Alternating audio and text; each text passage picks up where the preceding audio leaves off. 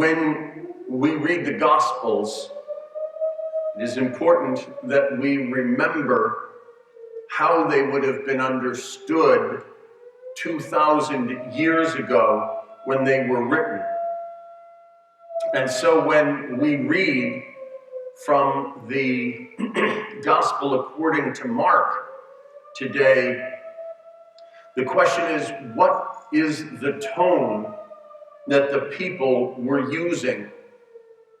This was where Jesus came from. This was his native place.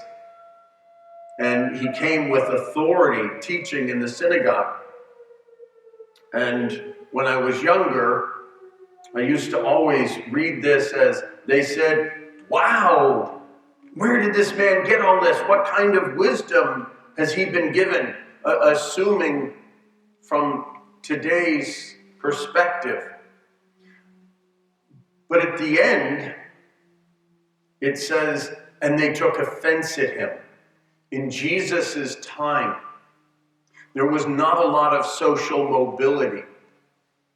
And if you were born a carpenter, and you made yourself out to be a prophet or a teacher, people wouldn't say, "Wow, he's done really well for himself. Look at that.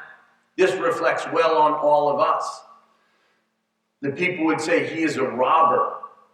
He is a thief." Now listen. So they said, "Where did this man get all of this?" They are shocked. This is an accusation. Where did he get all this? What kind of wisdom has been given to him? They're not going to accept this. What mighty deeds are wrought by his hands? Is he not the carpenter, the son of Mary, and the brother of James and Joseph and Judas and Simon?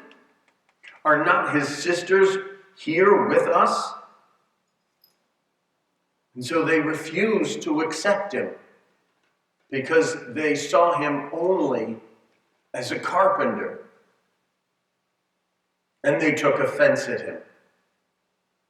And so Jesus' response is, "A prophet is not without honor except in his native place." And as a result of this, he was not able to perform any mighty deeds here, apart from curing a few sick people by laying hands on them. We have to cooperate with God's grace. God showers his love upon us. But if we refuse, then we don't get the effects. We simply don't receive it. So are we like the people in Jesus' time who said, "Oh, I know him," and then dismissed what was said? We do have scholars, well, I would call them pseudo-scholars.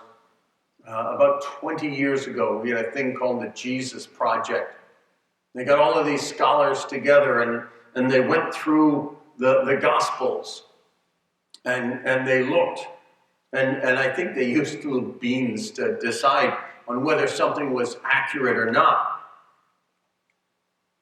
And it screwed a lot of people up because it sounded like this group of firm believers who studied the scriptures. One of the assumptions that they made was that any prophecy that seemed to be coming about, well, that must have been written later. Any miracles, well, they had to be explained from some kind of a physical level. And so they rejected huge parts of the gospel. So are we like those people? Do we hear what Jesus says and then dismiss it?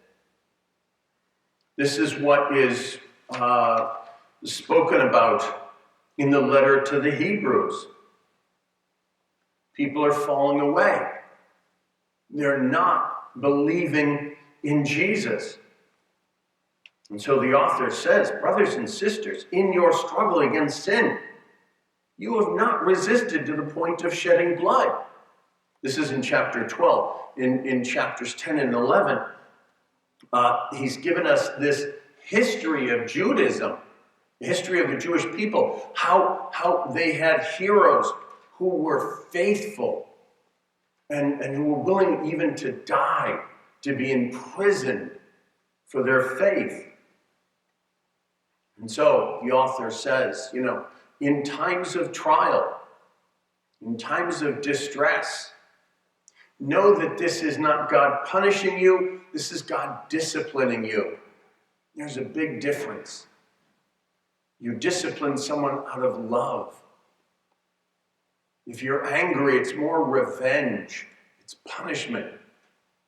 But God is not punishing you. He loves you and he is disciplining you like a tender father would help his son or daughter.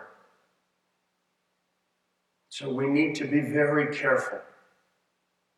Sometimes when we are low, when we feel depressed, when we feel that there is no hope, we dismiss the good news, just as they did in Jesus' time.